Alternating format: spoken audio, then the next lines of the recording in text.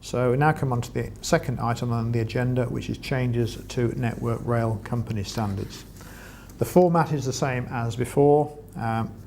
There is a list of standard changes, and I have highlighted on the left-hand side those ones that affect us. So the first one is changes to GRIP. Most people will be aware of the governance for rail infrastructure projects that Network Rail use all the way through projects from inception to final handback and closeout.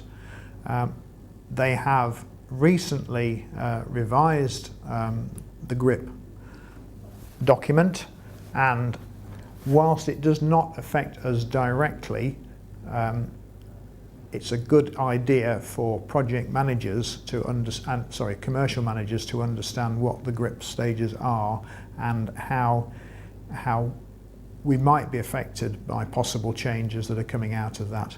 It's high level stuff. GRIP is for Network Rail alone. It's not passed on to contractors, but we are deemed to have knowledge of it. So I would ask you to have a look at the changes there.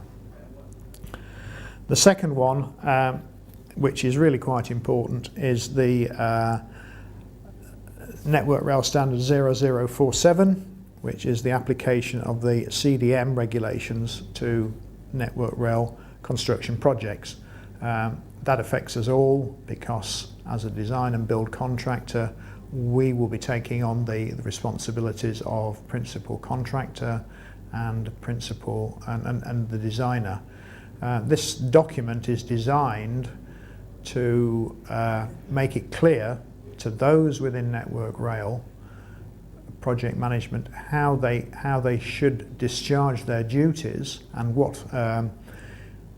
things they should have put in place to allow them to satisfy their duties under CDM. So it's really guidance for Network Rail project managers, but with all these things there's paperwork and there's other documentation that is required to support that, which usually comes down to the contractor to provide in some way. There'll be a separate section on that in a short time where we'll go through that in a bit of detail. The other standards that have come out are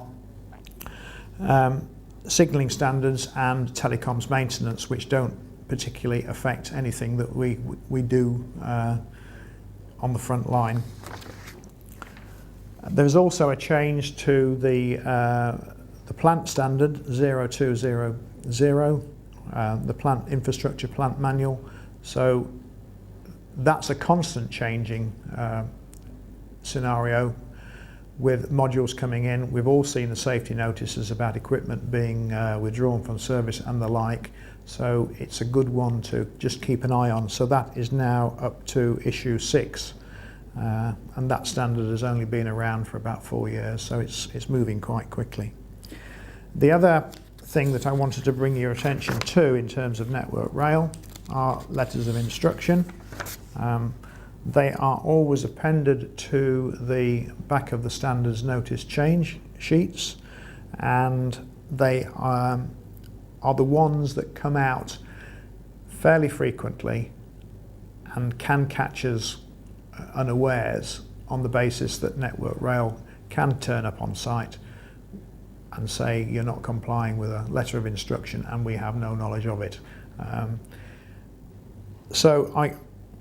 The ones that I think we need to have a look at are to do with signalling, and the ones that are still in force are the ones related to live location cabinets and electrical supplies on the signalling side. I'll cover that later on in the safety section, but that's the headline. Please do look at the letters of instruction.